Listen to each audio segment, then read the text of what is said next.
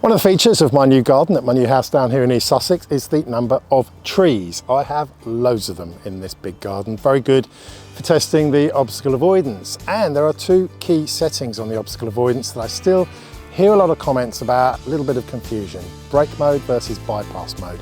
Both of them have got pros and cons, so I thought I'd do a very quick video on what the main differences are and what to watch out for depending on which mode you choose.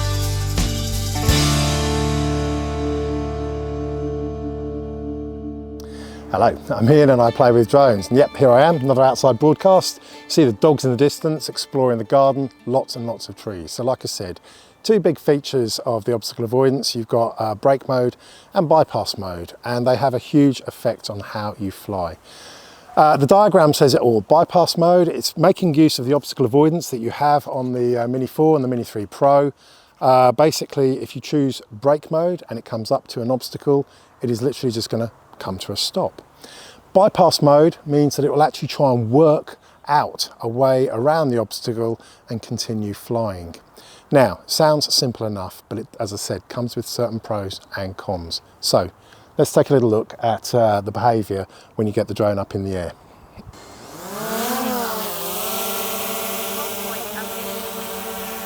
So first off, how to actually change. You go to the three dots top right, and the very first thing you see under safety is obstacle avoidance action, bypass mode or brake mode. So, okay, one of the first things you're going to see in brake mode is that it will literally just stop if it sees an obstacle. Now, this can have a number of, so if I try and come backwards here, he's coming, then he stops.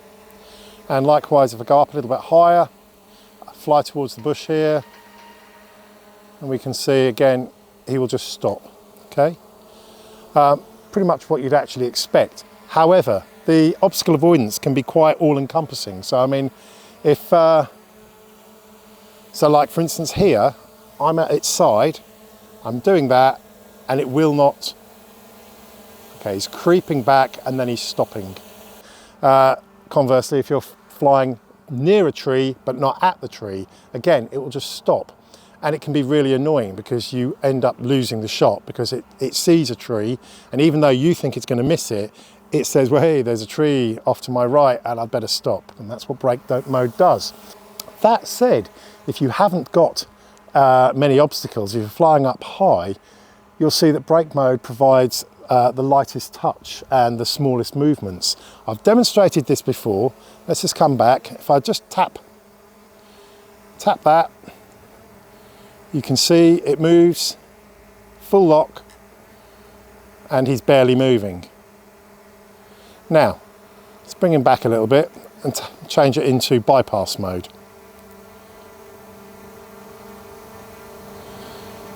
First off, I want to show you the sensitivity change. So now, if I do a little tap, you see how much more aggressive it is in its movement.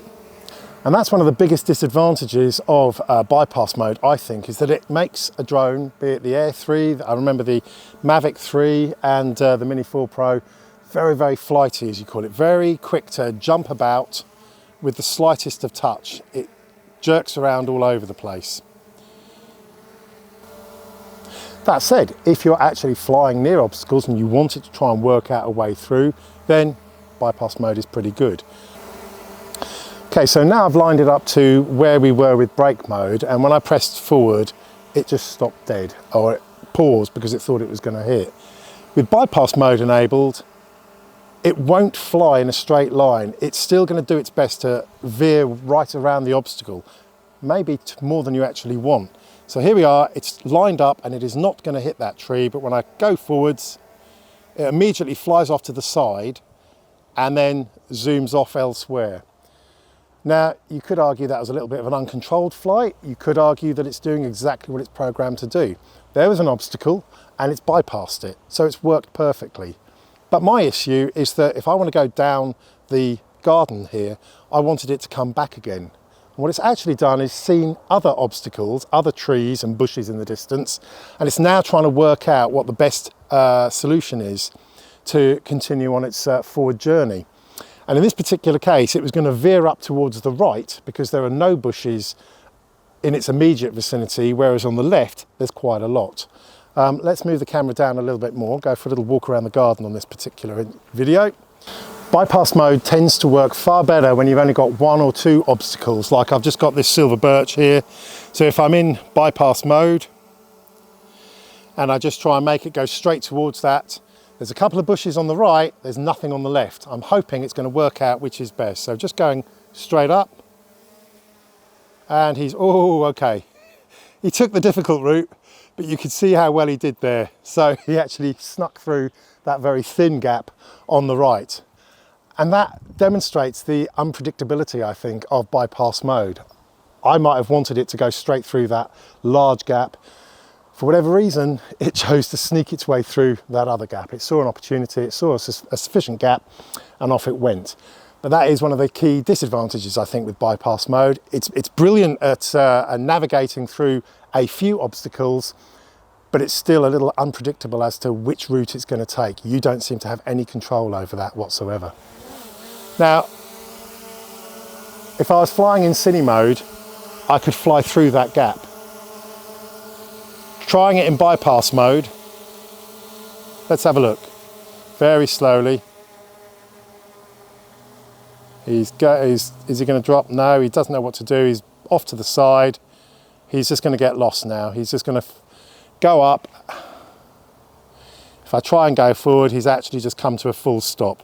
He can't see any way except raising himself up. Let's bring him back.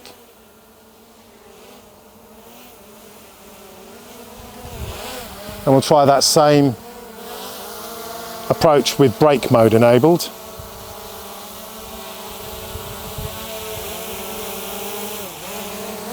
Now, again, I am not in any way hopeful that it's going to cope with that small gap. There's going to be too much interference from around, and he's probably going to come straight to a stop. So again, I've got him lined up. He should be able to go forwards. And he stops dead because there's a leaf coming out. And then, of course, the final option you've got is to turn off obstacle avoidance altogether.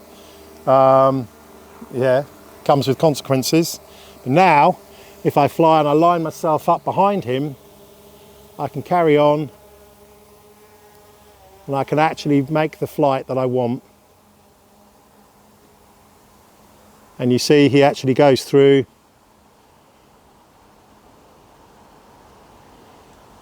Without any problem. So, perfect example of the three different obstacle avoidance modes there. Brake, it's going to brake, but it'll brake too much, I think. If there's anything remotely in the way or nearby, it'll come to a stop. Bypass, really useful if you're flying around one or two obstacles, but when you're presented with multiple obstacles, it can overwhelm its systems and it'll just come to a crashing stop, basically. The other issue I have with bypass mode is that it makes the controls very flighty and very jumpy, and you have this degree of uncertainty as to where the drone is actually going to fly in order to try and get round the obstacle. And then finally, you can take off obstacle avoidance altogether, and as long as you're extremely careful, you can fly straight through a number of obstacles and get that shot that you want. Like I said, turning off the obstacle avoidance isn't without consequence. It only needs to clip one of those overhanging branches, the props will stop and it'll fall to the ground and you run the risk of gimbal damage. So there's not many scenarios where you want to turn off the obstacle avoidance, but in truth, for day-to-day flying, I think brake is far more useful than bypass mode. So now you've seen what all three modes, if you like, do, and you can choose accordingly. So if you found this useful, little thumbs up. Until next time, have fun, happy flying.